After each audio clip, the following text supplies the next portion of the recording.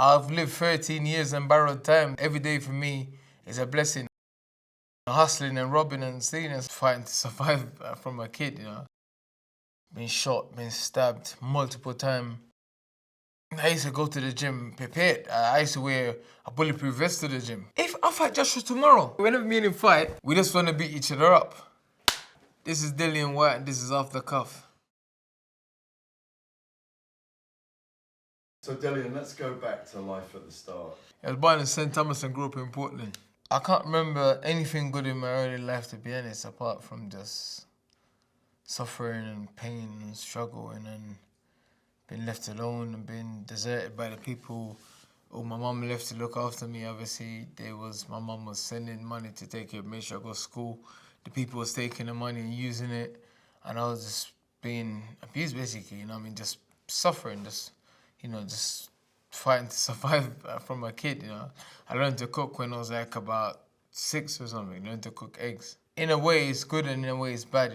Because as a kid, having to deal with that, but it's made me a tough person. That's why I'm able to come back and bounce back from defeat, like with no warm up.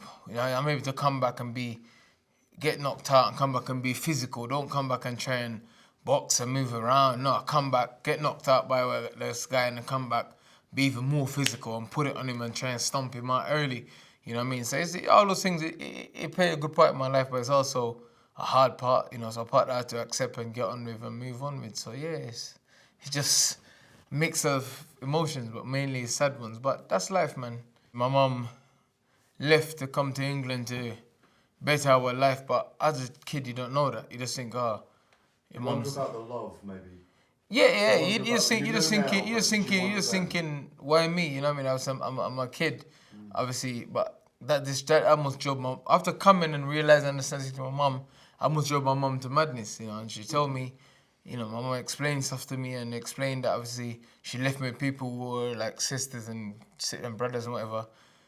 I was confused, I was angry, but when my mum explained certain things to me straight away, it was like, made me realize that, I am my mother's world, So she made a tough decision that almost drove her to madness, to make life better for us. And didn't work out the way it should have worked out, but that's life, And I dealt with it, and then I'm here. Me and my mum's got a great relationship now. We speak, and, like, me and my mum, my mum's like my friend and my hero at the same time, So it was tough, man, but it was tough for her also, It's tough for her also knowing that she left her baby back home as well and stuff, but she never had no choice. She could have stayed back home and we could have all suffered. But she came and she was doing the right thing and sending stuff to make my life easier. The people was telling her, oh yeah, he's all right, it's this. I'll speak to her on the phone and I'll be, oh yeah, I'm okay. Like, that's who I am.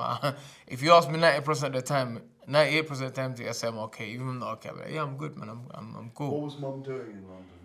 She was working. My mum was a teacher, a nurse, and something else. She had 3 jobs. She was lazy going out in the day. A dinner lady. Yeah, dinner, not a teacher. She was a dinner lady. Yeah. So she'd work in the day, work in the night, and then go on and do cleaning early part of the morning. So my mum's a warrior, man. She's a hero for you, isn't it? My mum she's a hero because of stuff she's been through, and that's why she teach me never to stop, never to give up, and also, no matter how big I am or who I am, she's not scared to give me a piece of her mind and tell me, oh yeah, you need to don't do this or stop doing this, or you need to change this, or you need to be this way, or you need to be a better family man. This is, my mom tells me straight. My mom don't care. She just said, yeah, you can be whatever you want outside, be big heavyweight champion, whatever, you're still my child. She'll say, I bring you into this earth, and if I need to take you out of this earth, I will.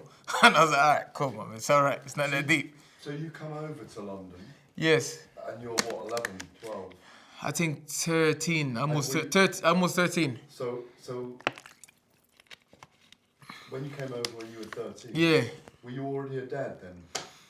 I became a dad after, just after. Just after you got to London? Because I was almost 13. Yeah. Talk to me about that. It's extraordinary. And like I said, I've been surviving and looking after myself for a long time. So by that age, I was already probably about 17, 18, from a mindset point. And experience. I was working, I was hustling, I was out robbing and stealing and doing stuff because I need to survive. And Jamaica is a dog world country, you know what I mean? It's a hard country. So I was out doing all sorts, surviving.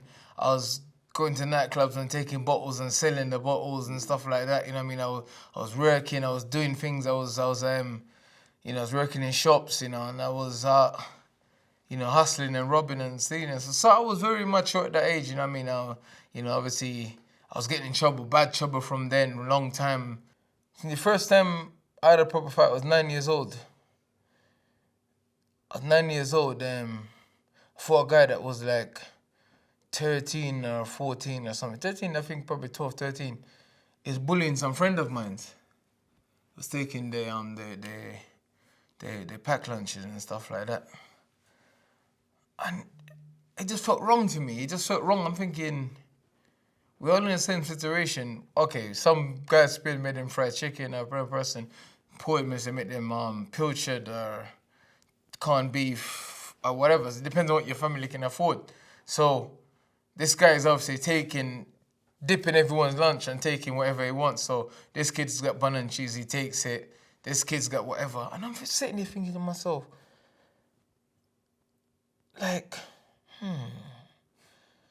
interesting. And then it got to me and I just stood up and I just went, boom! I closed my eye and threw this massive overhand right. Yeah.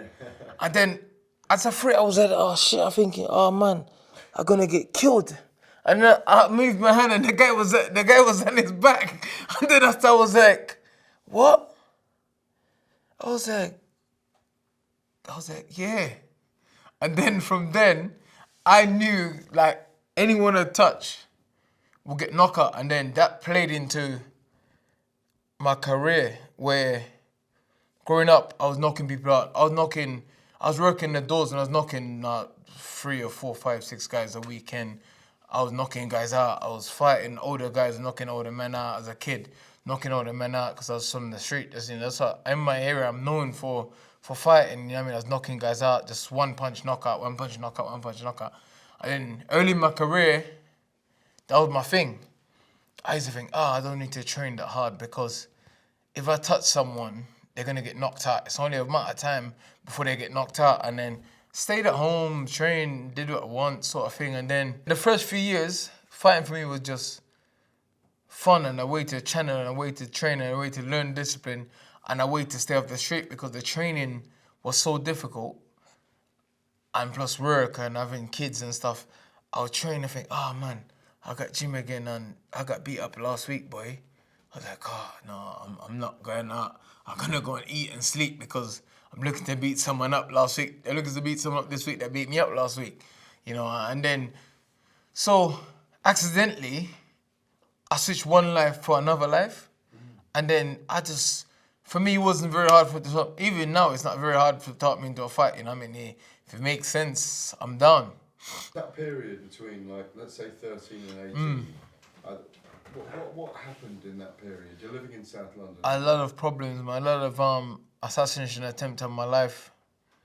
Been shot, been stabbed multiple times, fighting. And it was so bad. When I started the gym was here and I lived here. I had to go 30 minutes around and then up to come to the gym because I couldn't go. Because between here and here, there was like 4 or 5 gangs that lived there that was at Warwood, you know, so, and any of them would have killed me at any time. So I had to make this long trip around to get to the gym and stuff. And then I used to go to the gym prepared. I used to wear a bulletproof vest to the gym, you know what I mean? I was ready because, you know, a lot for like the first year or so, I trained with it under my shirt, you know, because it was serious stuff, you know what I mean? So, it's almost unbelievable, like, Dillian. It's almost unbelievable. For a long time, I don't park my cars outside my house. I drive up the road, park the car and go around, and I don't go through my front door for many years. I learned to start jumping my own fence to my own house. You see what I'm saying? Go out and come back at different times. Sometimes I don't leave my house for 2 days because I know if someone's watching me or whatever, or I go to a different place, or you know, I try to make my movement unpredictable and stuff like that, because I was living that life. And even after I stopped for years later, I still sort of lived that life to a certain extent. I'm still always like, oh, to my family and stuff, hey, yo, like, you know, like, watch out, do this, do that, you know what I mean? I don't really trust a lot of people as well, you know, my friends and family I do. But I lived on the edge a long time, man. You know, I live on the edge a long time, like, you know, people, you know, when you got people trying to kill you, not just hiding and trying to do it, people waiting for you or trying to get you, like, you know what I mean? And so I was always a little bit cleverer than the normal guys as well, because there's one main hospital where I live, and a lot of follow-up usually end up there. So if someone wants you bad enough for something, they know you're gonna go to A&E or whatever, then people's been finished there or around there or whatever. So I was like, cool. I can't go home because my mum will freak out. My mum will freak out and start panicking. I can't really go to the hospital, so what do? I remember watching some movie. I remember watching a movie where the guy took the bullet out of his leg and cauterized it with a spoon and stuff like that. So I just done the same. I stitched it and I just cauterized it myself. I just took it out with one of those pliers, not the small ones. I squeezed on the thing till I see the thing. I just took it out and just cauterized it myself. But I'm a little bit crazy like that. I just do crazy stuff, man. Listen, that's it. My father teach me how to be tough, man. You know, and he says, the only time you're not alright is when you're dead. Didn't understand it now. I didn't understand it then, but now I understand, you know. Understand. I smile a lot. A lot of people don't understand there's a lot behind, and there's a lot that drives me, there's a lot that goes on, and there's a lot I've been through.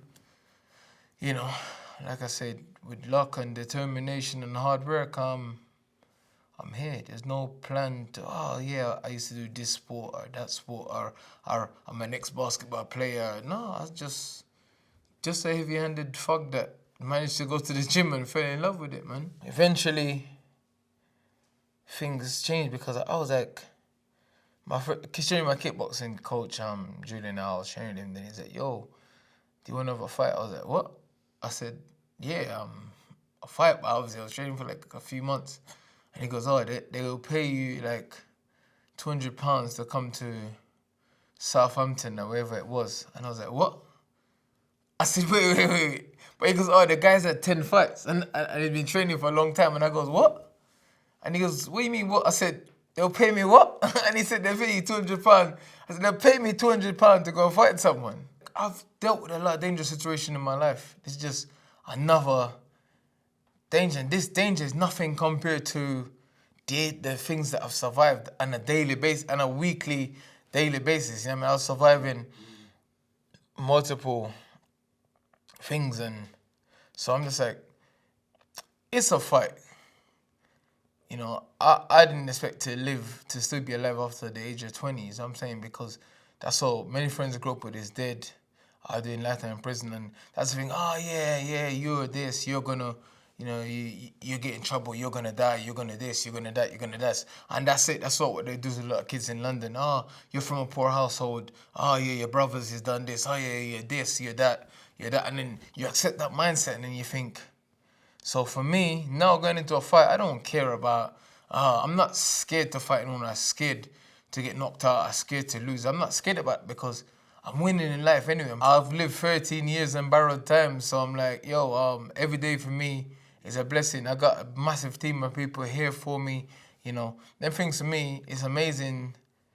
Sometimes I don't even believe it. I'm thinking, wow, all these people are here for me and helping me and giving their time. These people are university, graduate, this, that, and the other. I didn't even go to school.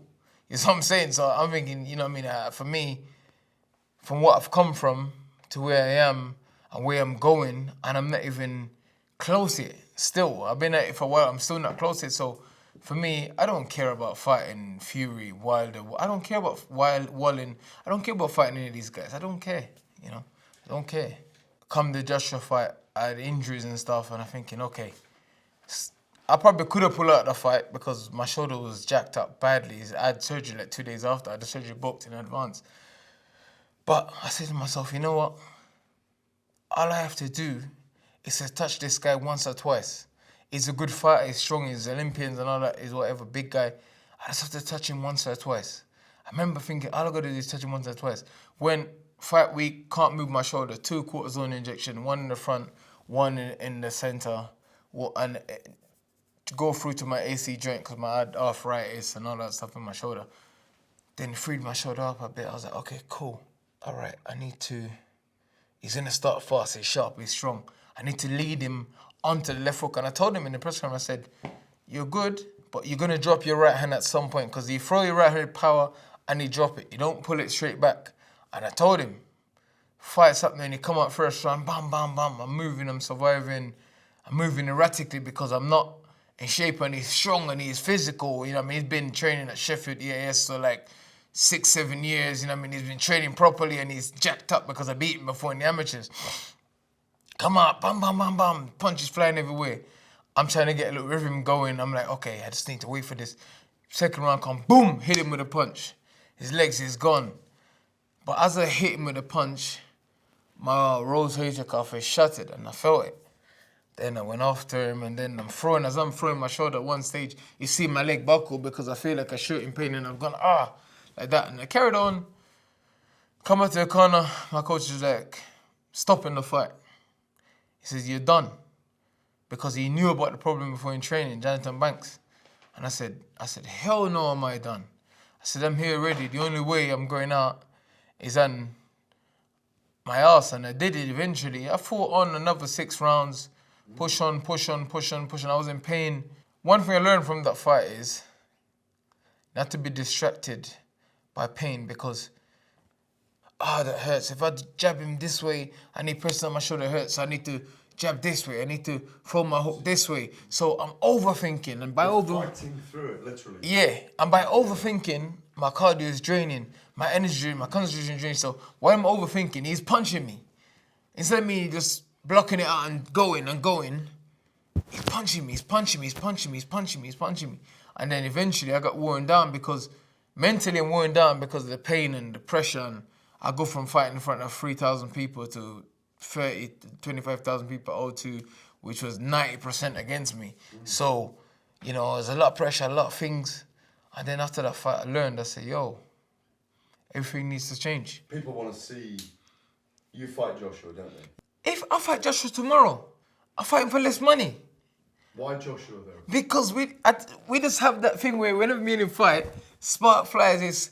It's a fight that'll make you run faster, make you diet better, eat. It's a fight that'll make me go to bed at like 7 o'clock every day. Is it bragging rights you and him as well? No, Is there a bragging right? Like Wilder Fury, they had their little thing and it's good fights, win, lose or draw. Me and Joshua is the same, Me and Joshua is the same. He talks about, listen, he was fighting Usyk for the unified, and he kept on talking about fighting me. I'm like, and I said to him, bro, relax. I said to him, champ, relax. Focus on your fight because it's a hard fight. God bless you and be safe and whatever. We can talk after your fight, my fight. So I'm saying, it's just that we just have that. We just want to beat each other up. I'll fight Joshua even when I'm 60. If we're both 60 and they call us up and say, I'll come back to fight him, Do you hope you do have a trilogy with him? I hope. I really do hope so, but I don't know where he is mentally and how long he wants to fight. He's achieved a lot. He's done a lot. He's got a lot of finance. He's made history. So who knows? You were very disappointed in his performance, weren't you? I was. I was about because I've always supported that guy. He's my enemy, but I support him because I want to be the one to beat him. And he's British. Anyone from Britain or Ireland, I'll support them. So I'm saying, Jamaican, I'll support them. So I'm saying, those are my connections and my link in this. It's between them 3 countries. So, but I'm still of a global mindset. Is what I'm saying. But they're the countries I'm closest to. So I want to see my countrymen do well. Now it's like the belt's gone to Ukraine, and then Usyk's a great fighter. He's very masterful, isn't he? But he sucks from a personality point of view as well. He sucks. He doesn't really sell, so now he's getting a lot of kudos because he beating Joshua or whatever, but even though Joshua has lost to Usyk, Joshua is still technically a bigger draw than him. You see what I'm saying? So it just makes sense for me to chase that than to chase that. You feel me? Do you think people deliberately avoid fighting you? I don't know, man. I don't know. I'm just a normal guy. They all say I'm rubbish. They all say I'm wild. I'm this. I'm going to lose this fight. I'm done. I'm this. I don't know. They all say these things, but no one ever queue up to fight me. And the guy that queue up to fight me, they want me to pay them millions of pounds to fight me. I'm like, huh? But you want to fight me and you want me to pay you to fight me. This doesn't... So, but guys talk rubbish in boxing, man. Story of boxing is... it's a headache, man. What are your ambitions in boxing? And then what are your ambitions in life? I want to be a world champion and inspire people, bring revenue and business to other places that don't usually get, you know what I'm saying, bring boxing to other countries, you know. I'd love to bring a big boxing match here to Portugal. I'd love to bring one to Ireland, to places. You know what I'm saying, bring something different that's never really happened, you know what I mean? Like I was the first ever heavyweight champion to win a British title in Scotland. You know, little things like that. I just want to keep doing things like that and then obviously expose different people to different things, help these kids that's would be nothing, who would just have a dream, you know, help these kids achieve their dream, help these kids believe, give these kids confidence and stuff like that, and you know, help my team and the people around me to be successful as I can, and in life just to be a good father, a decent human being, and hopefully some people might look up to me and say, you know what, this guy is a warrior and he did it the hard way, and I respect him, man, and he inspired me to pick up boxing, man. And that's it, you know. Well, you know, I don't want to be, you know, I just want to have a good life, you know, have a few businesses, do my thing, lay low, duck and dive, and just do my things, man, you know. That's it. I just want to help people. My whole thing is getting the game is, honestly, first was to make some money. Then I realized, oh, I'm actually all right at this. Then I started learning, I started improving. Then it was about the titles, the money. And then I realized that I have the power to help and inspire people. You know what I mean? Because I was made out to be this bad, crazy psycho at the start of my journey, but I didn't care. I needed to get somewhere to launch, and people would start to get to know me and start to realize that, oh, the guy's all right. If you don't mess with the guy is all right. So my whole thing is to win stuff. What was your nickname? Oh, the villain. Dylan the villain. You know what? So you were playing the heel, weren't you? My dad actually called me as a kid, you know what I mean? And then we just spoke about it and decided to go into boxing, and they spelled it wrong to try and rhyme it my name, this and the other. But you know, that's what my dad used to call me, you know. Then you were the body snatcher. Yeah. Now you're still the body snatcher? Yeah. You know me, I like to try and get to some ribs if I can. I don't try to be a hero to no one or try to pretend that I'm some great guy or something special. I just try and do my best and try and be reachable to people and try and let people see that, yo, if I can do it, then you lot must be able to do it, because I have no base in sports, no background, no start, no rule, nothing. Everybody thought, I would not make it this far in boxing, this and the other. Like, think we won 6 years ago. After losing to Joshua, everybody was like, that's him, he's done. Made a bit of money, he's gonna go back to do whatever he did, whatever. You know, I started in the small shows. I remember I'm fighting at 10 o'clock, I'm selling ticket at 8 o'clock to pay for my opponent. I'm outside Camden, yo call. I got like 60 tickets left, and I'm like, I need to pay this guy $2.5 grand or $3 grand. I'm like, And then I start hustling the tickets. Okay, all right, if I sell you 230s for whatever, okay, the guy get paid, but I don't get paid. Fight for free. I had like 3 or 4 fights in 1 month. You know what I'm saying?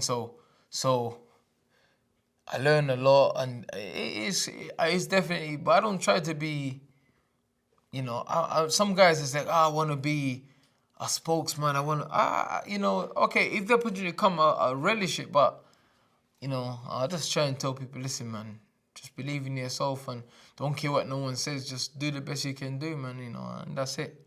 England is a beautiful place, you know. I was born in Jamaica, made in England, you know. It's a beautiful place. But I like more of a quiet life, man, you know, and I can relax, get away from a lot of things here that you know, and then obviously my lifestyle, my upbringing is a lot there, so I need to retract myself away from it and be a bit more in control of my surrounding and have a more relaxed mindset. Don't have to be so paranoid and think, well, I'm only 2 hours away from where I grew up. You know, I still go. You know what I'm saying? You know, because it does happen where guys get killed years later because they're in the wrong place at the wrong time, or someone remember you, or something happened, and you know what I'm saying. So I just, you know. You want boxing to be your legacy and not that.